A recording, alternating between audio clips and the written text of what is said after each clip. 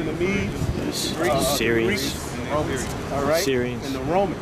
The Assyrians was a part of the Babylonian Empire. Right. That was like the Greco-Roman Empire. You had the Assyrian, Babylonian Empire. Man, yeah. All right, go ahead. So the 7 heads represent the Greeks, the Romans, the Spanish, the French, Germania Major, Germania Minor, and then the British. And out of British came who? British. America. All right, go ahead.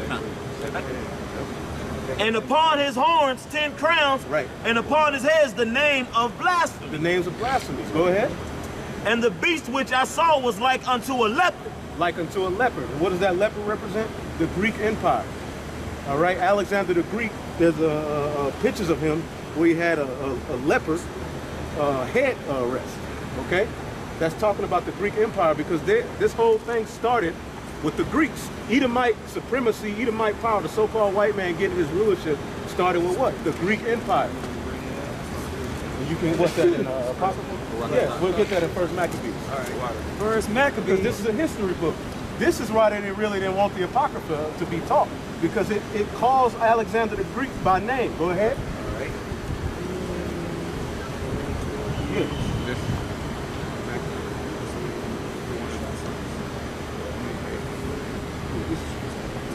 Yeah.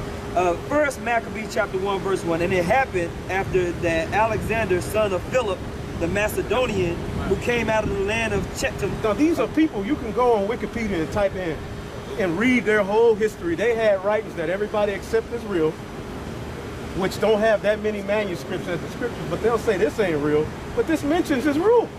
Yeah. Read. Right. But the other little philosophies talk about elephant heads. Yeah. All right. And had smitten Darius, king of the Persians and Medes. That happened in real life. Go ahead. That he reigned in his stead the first over Greece. Right. And made many wars and waned many strongholds and slew the kings of the earth. Right. And went through the ends of the earth and took spoils of many nations, insomuch that the earth was quiet before him. Right. This is the beginning of the so-called white man's rule, the Greek Empire. Go ahead.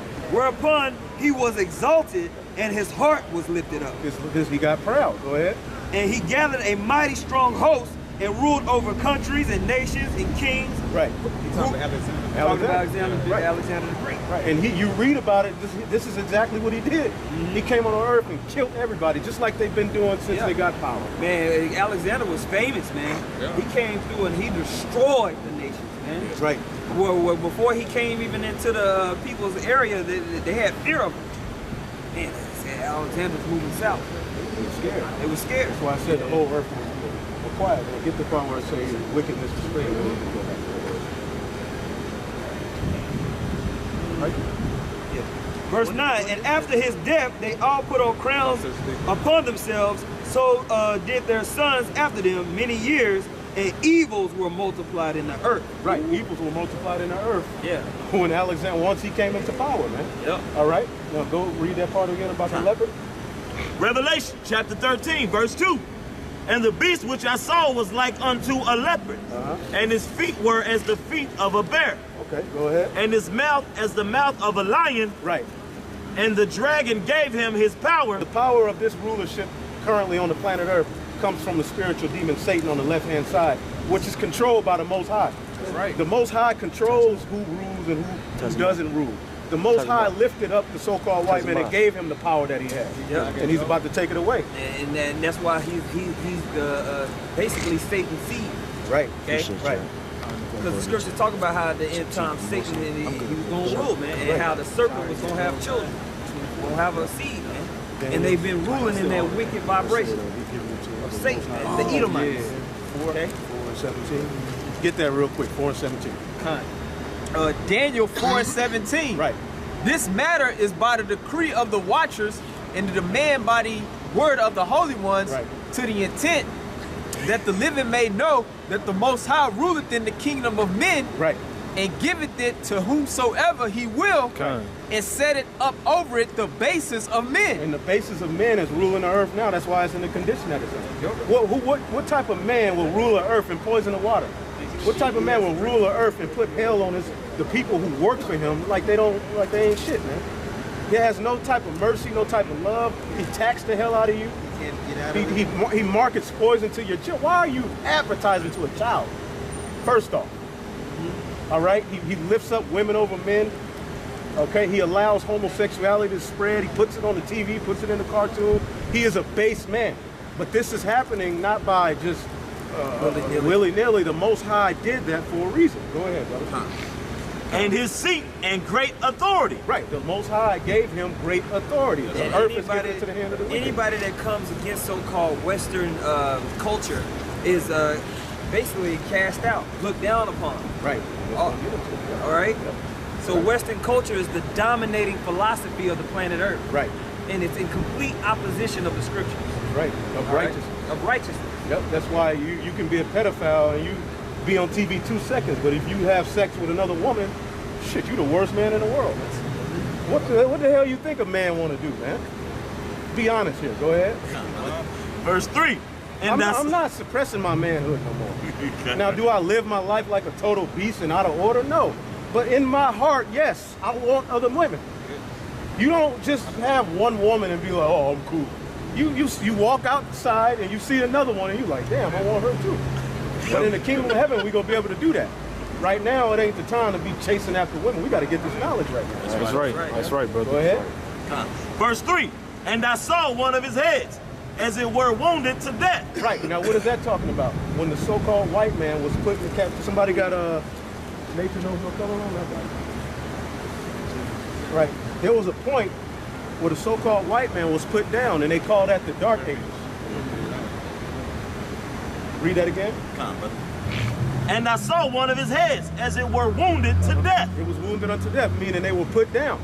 All right? There was a point in history where the so-called black man was on top, man. His head was wounded. So-called white supremacy was stopped for about a period of 1,000 years, and we were ruling. Okay? We can go deeper into it in Revelation, the 20th chapter, but we're just going to try to get through it. This says Negroes in coats of arms of noble families, right. Central Europe. Right. Okay? The right. Pope wears those on their And the Pope wears this stuff on his robe because they know ultimately who the original people are, man. Okay? And you can get more in there. But so-called white people at this time, black was the end thing, the so-called black man. Okay, people looked at us as the gods. They painted, they had the black Madonna. The images of the Lord were so-called black. But it's going to read about once they came back into power, the Renaissance period. Go ahead, because who headed this rebellion against him?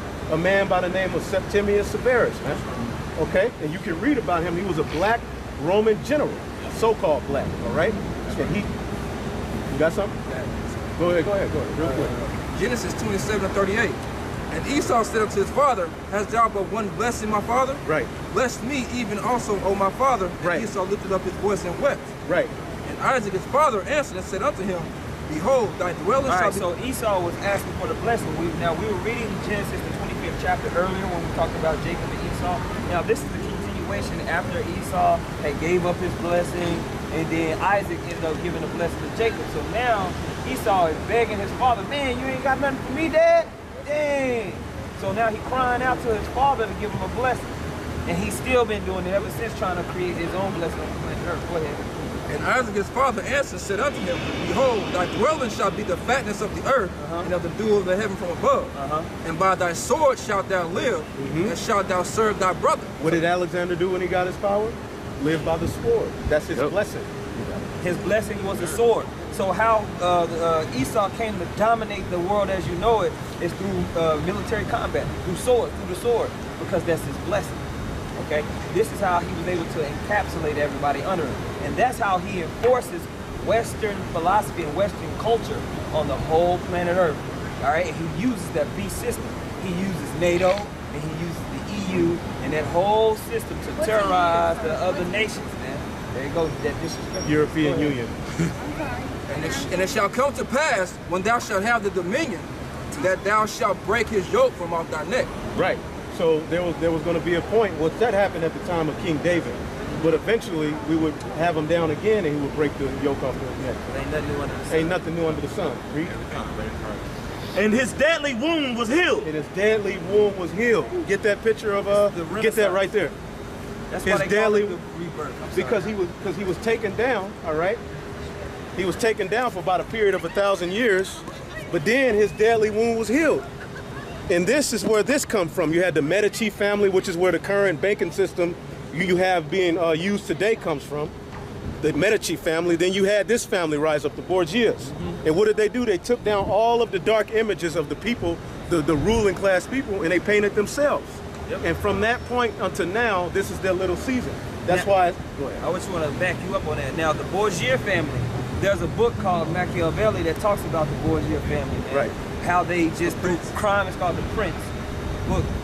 And basically what happened was they used deceit, all types of wickedness, murdering people, assassinating people to get their way up, man, into the papacy. Right. And into rulership in Rome and the surrounding areas. Now, Right. we went to Bohemia, we went to Eastern Europe, we went to Austria, we went to Austria, Hungary. Yeah. Right. We were in Budapest. We were in those museums, and they were showing how they were actually showing on their TVs how they were painting over the images, man. Right. You know, These images right here, the ruling people of the earth at that time. See, so-called Negroes and just show up on cargo slave ships and grab the basketball and start singing like Aretha Franklin. We were royal people before then, man. That's right. This is our curse right now. So read that part again about how the wound. Read that again. Okay, come on. Start over on Yeah, that. Okay, verse 3. This is Revelation chapter 13, verse 3. Right. And I saw one of his heads, as it were wounded to death, Right. His head was wounded unto death. All right. Go ahead. and his deadly wound was healed. And his deadly wound was healed. That's the Renaissance period. Go ahead. And all the world wondered after the beast. So once he got his rule, like the brother said, with deceit, all the world started wondering after him. Even up to this point, they're like, this man is some great man. And it's going to get deeper. Keep going. And they worshipped the dragon which gave power unto the beast. That's right.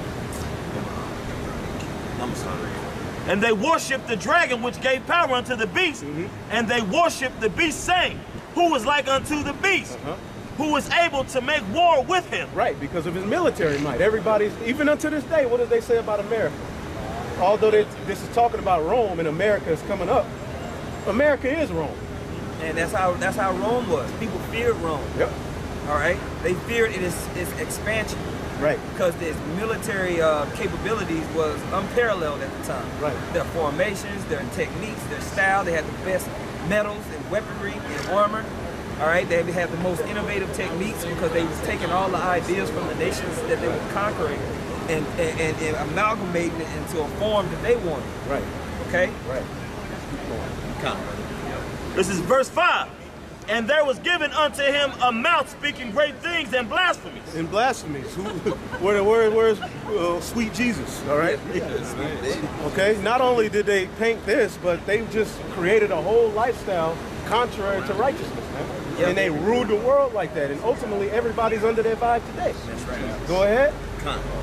And power was given unto him to continue 42 months. For a certain amount of time through the Spirit, he was going to be allowed to do this. That's why Job says his rulership will not compass that which it was given unto him. Roughly paraphrasing. Go ahead. And he opened his mouth in blasphemy against the Most High, Against the Most High, to blaspheme his he name blasphemed his name and his tabernacle and his tabernacle, which is the Israelites. and them that dwell in heaven. Right, and he blasphemed the angels. Man, a little bro. white man with little peepees. This is talking about the so-called white man. Right. It's all through the Spirit. Right. And only a spiritual man is going to get this. Go ahead. This is verse 7. And it was given unto him to make war with the saints. Who are the saints? The Israelites. So he was able to make war with the saints and do what? Man. And to overcome them. Let me ask you at home, and even the guys here in the studio, a question. Let's say your boss offered you an easier way to log onto your computer in the morning or bypass having to get change for the vending machine or even get through a secure door by having a microchip planted in your hand. Anyone? Yes? Anyone? No! Yeah, well, it's apparently happening, and not everybody's happy about the idea. I'm stunned to hear that that's actually something that's being considered now. I mean, that sounds so science fiction. Kind of does, doesn't it? That's why we put Samuel Burke on the task. Apparently the guys in the studio aren't having it. How about you? What do you think of this? Well, it's experimental, so we can't be sure of what's going to happen. But you know me, I'm an experimental type of guy. So I would go along with it just when it comes to work, nothing else, hey? But basically, what this company is doing, they're trying this out. And I've got to tell you, this is RFID technology. That probably doesn't mean a lot to anybody at home, but it's the same technology we have in our badges that we use to get into work. So there's a company in Wisconsin. They're giving employees the option, and about 50 out of the 80 employees have opted to do it. So they can, instead of using the badge or instead of using their phone to buy something at the vending machine or instead of using a credit card, they just have a little chip inserted into their hand right there between the thumb and your pointer finger. It's done by either a tattoo artist or someone who has a license to do piercings put in that way. And it's really just the same technology that we're using inside other devices, only you can't lose it, even though I've been known to lose my hand every once in a while. Now, important to note here, the FDA has granted permission for similar technology to be used before, but they have regulations over concerns of radiation from some of these chips. So there are potential issues out there, but there are regulations in place. I'm guessing you wouldn't do it, Michaela. I'm completely freaked out by this idea. What if somebody decides to cut off my hand and use my hand to get inside the door somewhere? Okay, maybe I watched too many movies. What was interesting to me is I actually talked to the CEO of the company behind this technology. It's a different company that's using it for their employees, but the guy who's really one of the inventors behind this. And I said, do you have concerns? And he said, oh, yeah, absolutely. Yeah. I'm concerned about hacking. I would be concerned about governments using it for nefarious things. So even the CEO himself says, yes, it could be used negatively. Experimental. It'll cut down on the people saying, hey, can I just borrow your badge? Because they have to drag you with it. Interesting, interesting. Let us know what more we hear about this, Samuel. We'll watch it with you. Thanks very much.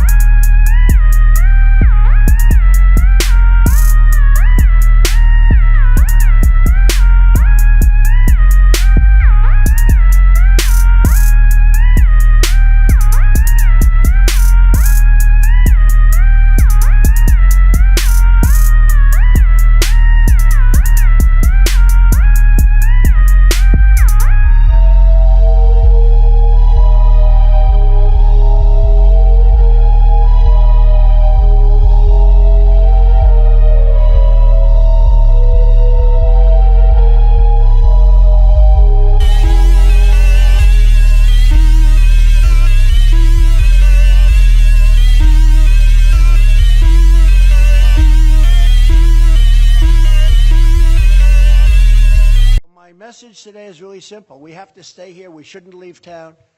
And we should hammer this out and get it done. And not just a repeal. Hey, it was sort of early on, along with a few of the other folks at the table. The repeal was fine. I was with. But we ought to get more than a. I think the people of this country need more than a repeal. They need a repeal and a replace. And we were very, very close. And then little things happened, but now we're very close again. We have to get it there. Now, with John Cornyn the other night, we had a couple of things that we put down on paper. I'm just going to read them really fast, but these are some of the things that are done, because the Democrats are always selling their plan, but they don't do that anymore. They don't talk about Obamacare anymore because they can't, because it's failed. They know it. So they're selling their plan, and we never sell our plan. If we're weak on anything, it's on letting people know how good it was. So we wrote down these few things. Repeals the individual mandate. How big is that? Where people are paying not to have insurance. Nobody ever talks about that. Repeals job-killing employer mandate. How big is that? Will substantially lower premiums. And remember this, cross-country lines, cross-state lines, where you have, where it's almost impossible for insurance companies to compete in different states. We can't because of, unfortunately, the 60 votes. Put that here, but it's going to come very soon. We're putting it in a popular bill, and that will come. And that will come, and your premiums will be down 60 and 70%. People don't know that. Nobody hears it. Nobody talks about it. But your premiums are going to. We're going to have the cross-state lines knocked out, and you'll have insurance companies bidding. You'll have forms of insurance that you don't even know about right now, because that's the way it works. There's going to be tremendous competition. So your premiums will be substantially lower. Repeals burdensome taxes, big. Will restore choices. The bill also provides for expanded coverage options. So you're going to have a tremendously expanded coverage and options. Will stabilize insurance markets. The markets right now, by the way, are gone. They're a mess. And depending on what happens here, depending on what happens over the next couple of weeks, the insurance companies are all fleeing. Will protect pre-existing condition coverage. You listen to the Democrats, they say, oh, they're giving up. You're going to have better pre-existing than they had in their plan.